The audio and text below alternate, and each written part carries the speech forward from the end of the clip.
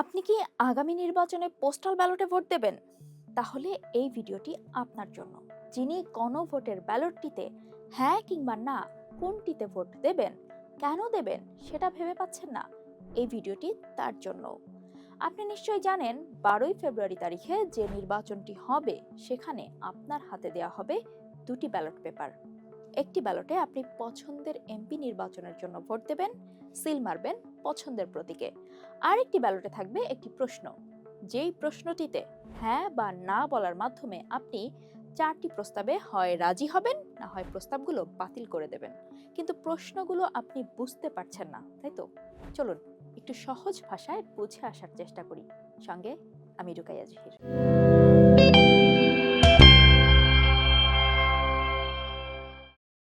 শুরুতেই বলে রাখি, ব্যালট পেপারে যে প্রশ্নটি করা হবে এবং যে প্রস্তাবগুলো দেয়া হবে তা বাংলায় লেখা থাকলেও খুব সহজ ভাষায় নয়। যারা একটু কম লেখাপড়া জানা তাদের এটা বুঝতে কষ্ট হওয়ার কথা। আচ্ছা, ব্যালটে কি লেখা থাকবে পড়ে শোনাই আপনাকে, দেখুন বুঝতে পারেন কিনা।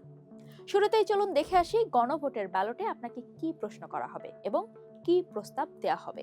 ব্যালটের শুরুতেই লেখা থাকবে, আপনি কি জুলাই জাতীয় সনদ বা সংবিধান সংশোধন বাস্তবায়ন আদেশ 2025 এবং জুলাই জাতীয় সনদে সাংবিধানিক সংস্কার সম্পর্কিত নিম্নলিখিত প্রস্তাব সমূহের প্রতি আপনার সম্মতি জ্ঞাপন করিতেছেন? প্রস্তাবগুলো হচ্ছে নির্বাচনকালীন তত্ত্বাবধায়ক সরকার, নির্বাচন কমিশন এবং অন্যান্য সাংবিধানিক প্রতিষ্ঠান জুলাই সনদে বর্ণিত প্রক্রিয়ার আলোকে গঠন করা হইবে। আগামী জাতীয় সংসদ হইবে 2 কক্ষ বিশিষ্ট ও জাতীয় সংসদ নির্বাচনে দলগুলোর প্রাপ্ত ভোটের অনুপাতে 100 সদস্য বিশিষ্ট একটি উচ্চ কক্ষ গঠিত হইবে এবং সংবিধান সংশোধন করিতে হইলে উচ্চ কক্ষের সংখ্যাগরিষ্ঠ সদস্যের অনুমোদন দরকার হইবে। সংসদে নারী প্রতিনিধি বৃদ্ধি, বিরোধী দল হইতে ডেপুটি স্পিকার ও সংসদীয় কমিটির সভাপতি নির্বাচন, মৌলিক অধিকার, বিচার বিভাগের স্বাধীনতা, স্থানীয় সরকার, প্রধানমন্ত্রীর মেয়াদ, রাষ্ট্রপতির ক্ষমতা সহ তফসিলে বর্ণিত যে 30টি বিষয়ে জুলাই জাতীয় সনদে একমত হইয়াছে সেগুলো বাস্তবায়ন জাতীয় সংসদ নিশ্চিত করিতে বিজয়ী রাজনৈতিক দলগুলো বাধ্য থাকিবে। জুলাই জাতীয় সনদে বর্ণিত অপরাপর সংস্কার রাজনৈতিক দলগুলোর প্রতিশ্রুতি অনুসারে বাস্তবায়ন করা হইবে। মাথার উপর দিয়ে গেল, তাই না? খুব জটিল এই ভাষা বুঝতে আমারই কষ্ট হয়েছে অনেক। আপনি যদি আগে থেকে না জেনে ভোট দিতে যান এবং ব্যালট পেপারটি হাতে নিয়ে এমন ভাষা দেখেন, আপনি বিভ্রান্ত হয়ে যেতে পারেন এবং হয়তো এমন জায়গায় ভোট দিয়ে বসতে পারেন যেটা হয়তো আপনি চান না। আমি জানি আপনাদের অনেকের মাথায় এরই মধ্যে কয়েকটি প্রশ্ন ঘুরপাক খাচ্ছে। 2 কক্ষ কি? উচ্চ কক্ষে কি হয়? নিম্ন কক্ষে যারা থাকেন তাদের ক্ষমতা কম না বেশি? এইসব কক্ষে কারা থাকেন? সবাইকে এক কক্ষে না রেখে আলাদা আলাদা কক্ষে কেন রাখা হয়? কৌতূহল জেগেছে জুলাই সনদ নিয়েও, তাই না? তাহলে চলুন আগে জেনে নেই জুলাই সনদ কি। বলা হচ্ছে জুলাই সনদ হলো একটি নতুন গণতান্ত্রিক ও জবাবদিহিমূলক বাংলাদেশ গড়ার রাজনৈতিক প্রতিশ্রুতি। দেশের 25টির বেশি রাজনৈতিক দল 2025 সালের 17 অক্টোবর এই সনদে স্বাক্ষর করে। এর মাধ্যমে অঙ্গীকার করা হয়েছে সংস্কারের। কি কি সংস্কার বলছি? সংবিধান থেকে শুরু করে নির্বাচন কমিশন, বিচার বিভাগ, স্থানীয় সরকার, পুলিশ, এমনকি দুর্নীতি দমন কমিশন। সুতরাং জুলাই সনদ অনুযায়ী সংশোধন করা হবে সংবিধান। এখন জুলাই সনদে তো 25টা বা তার বেশি রাজনৈতিক দলের প্রতিনিধি স্বাক্ষর করেছেন। আপনি তো করেননি, তাই না? তাহলে আপনার এখানে সায় আছে কিনা সেটা বোঝার উপায় কি? হ্যাঁ, এই জন্যই গণভোটের আয়োজন। গণভোটে আপনার রায়ে হ্যাঁ জয়ী হলেই হবে জুলাই সনদ অনুযায়ী এই সংস্কার। তাহলে এখন প্রশ্ন, জুলাই সনদে কি আছে?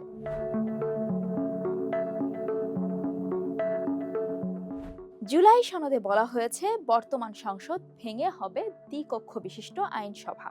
সংবিধান সংস্কার কমিশন বাংলাদেশে দ্বিকক্ষ বিশিষ্ট আইনসভা চালুর সুপারিশ করেছে। কিন্তু এই দ্বিকক্ষ বিশিষ্ট আইনসভা আবার কি? বেশ, বলছি। এই আইনসভা হলে সংসদে নিম্নকক্ষের পাশাপাশি থাকবে একটি উচ্চকক্ষ। প্রচলিত পদ্ধতিতে নিম্নকক্ষের প্রতিনিধিরা জনগণের ভোটে নির্বাচিত হবেন। নিম্নকক্ষ হচ্ছে সেটাই যেটাকে আপনারা এতদিন সংসদ বলে চিনতেন, যেখানে এমপিরা যেতেন আপনার সরাসরি দেয়া ভোটে নির্বাচিত হয়ে। আর উচ্চকক্ষে আসন থাকবে 100টি। এই কক্ষে যে এমপিরা বসবেন তাদেরকে আপনি সরাসরি নির্বাচন করবেন না। এই এমপিরা নির্বাচিত হবেন পিয়ার বা আনুপাতিক পদ্ধতিতে। পিয়ার পদ্ধতি আবার কি? এটা হচ্ছে নিম্নকক্ষে কোনো দল যতগুলো আসন পাবে, যত ভোট পাবে, দলটি সেই অনুপাতে উচ্চকক্ষের সদস্য মনোনীত করতে পারবে। বাংলাদেশের সংসদে কিছুটা পিয়ার পদ্ধতি আছে সংরক্ষিত নারী আসনের এমপি নির্বাচনের ক্ষেত্রে। সংসদে যে 50 জন নারী এমপি এতদিন নির্বাচিত হতেন, তারা আসতেন দলগুলোর প্রাপ্ত আসনের সংখ্যার অনুপাতে। একটি দলের যদি 6 জন এমপি থাকতেন, তারা তাহলে একজন সংরক্ষিত আসনের নারী এমপিকে মনোনয়ন দিতে পারতেন। জুলাই সনদে আরও বলা হয়েছে, সংসদ বা আইনসভার 2 কক্ষেই ডেপুটি স্পিকার মনোনয়ন দেবে বিরোধী দল, সরকারি দল নয়। এখনো পিয়ার বোঝেননি, তাই না? আচ্ছা, ধরুন ক দল নিম্নকক্ষে সবচেয়ে বেশি আসন পেয়েছে, কিন্তু কিছু আসনে তাদের প্রার্থী ভোট অত্যন্ত অল্প পেয়েছেন কিংবা জামানত হারিয়েছেন। আর খ দল নিম্নকক্ষে কোনো আসনই পায়নি, কিন্তু সবগুলো আসনে তারা তৃতীয় হয়েছে। জাতীয়ভাবে ক এবং খ 2 দলই 20% করে ভোট পেয়েছেন। তাহলে আইনসভার উচ্চকক্ষে গিয়ে 2 দলই 20% আসন পাবে।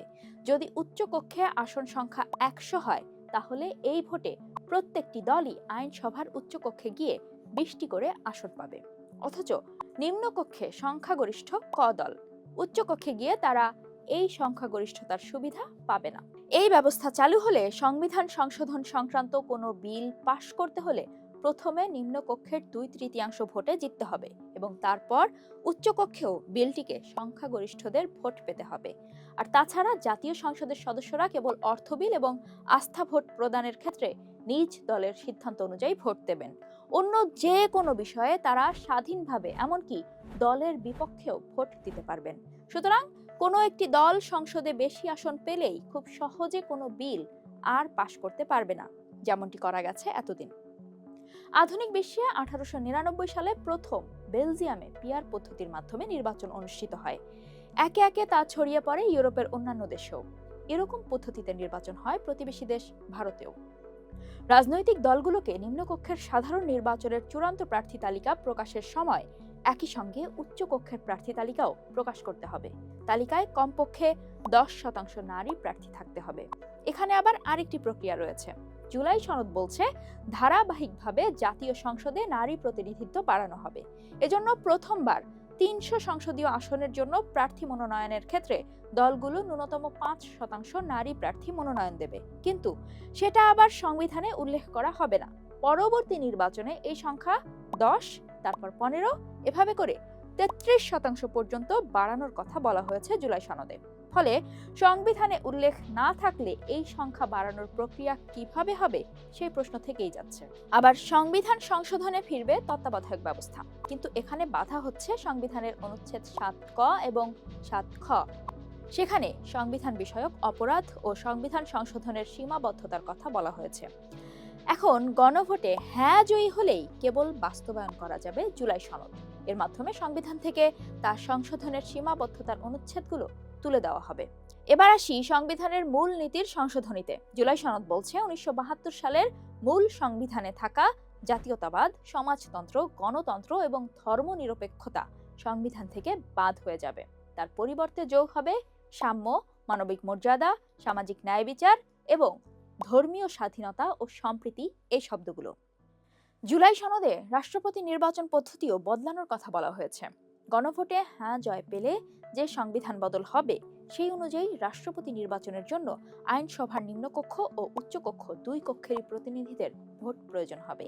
যে প্রার্থী সংখ্যাগরিষ্ঠ ভোটে জিতবেন, তিনিই হবেন পরবর্তী 5 বছরের জন্য রাষ্ট্রপতি। কিন্তু কোনো রাষ্ট্রীয়, সরকারি বা রাজনৈতিক দল বা সংগঠনের পদে থেকে কেউ রাষ্ট্রপতি নির্বাচনের ভোটে দাঁড়াতে পারবেন না। এত প্রক্রিয়া পার হয়ে রাষ্ট্রপতি যখন কেউ নির্বাচিত হবেন, চাইলেই তিনি যে কোনো অভিযোগ বা মামলায় কাউকে সাধারণ ক্ষমা করতে পারবেন না। ক্ষমতা প্রয়োগের আগে তাকে ওই মামলার বাদী বা ক্ষতিগ্রস্ত ব্যক্তির পরিবারের সম্মতি নিতে হবে। তারপর এতদিন রাষ্ট্রপতি চাইলে কোনো ফাঁসির আসামিকে ক্ষমা করতে পারতেন। এর একাধিক নজিরও দেখা গেছে বিগত সরকারের আমলে। কিন্তু গণভোটে হ্যাঁ জয় পেলে রাষ্ট্রপতির সেই নিরঙ্কুশ ক্ষমতা আর থাকবে না। আর রাষ্ট্রপতি যদি কোনো ভুল করেন, ছোটখাটো ভুলের বিষয়ে কিছু বলা না থাকলেও রাষ্ট্রদ্রোহ, গুরুতর অসদাচরণ বা সংবিধান লঙ্ঘনের মতো কোনো কাজ করলে রাষ্ট্রপতিকে অভিশংসন করা যাবে। অভিশংসন প্রস্তাব আনা যাবে আইনসভার নিম্নকক্ষে। প্রস্তাবটি সেখানে 2/3 সদস্যের ভোটে পাশ হলে তা উচ্চকক্ষে পাঠানো হবে। প্রস্তাবটি উচ্চকক্ষে শুনানিতে 2/3 সমর্থন পেলে অভিশংসন প্রক্রিয়া সম্পন্ন হবে। রাষ্ট্রপতির পরে রয়েছে প্রধানমন্ত্রী পদের বিধান। একজন ব্যক্তি প্রধানমন্ত্রী পদে 10 বছরের বেশি থাকতে পারবেন না, মানে 5 বছর করে 2 মেয়াদে প্রধানমন্ত্রী হওয়া যাবে। এখন যেমন 2 বারের বেশি কেউ যুক্তরাষ্ট্রের প্রেসিডেন্ট হতে পারেন না, জুলাই সনদ অনুযায়ী দেশের প্রধানমন্ত্রী হওয়ার বিষয়টা তেমনই। এদিকে আবার কোনো দলের প্রধান হয়ে কেউ প্রধানমন্ত্রী হতে পারবেন না, অর্থাৎ প্রধানমন্ত্রী হতে হলে প্রার্থীকে দলীয় প্রধানের পদ থেকে আগে পদত্যাগ করতে হবে। রাষ্ট্রপতি প্রধানমন্ত্রী তো হলেন, এবার শপথ গ্রহণ। যেদিন শপথ গ্রহণ হবে সেদিন থেকে 5 বছর হবে আইনসভার উচ্চকক্ষের মেয়াদ। তবে কোনো কারণে নিম্নকক্ষ ভেঙে গেলে উচ্চকক্ষ স্বয়ংক্রিয়ভাবে বিলুপ্ত হবে।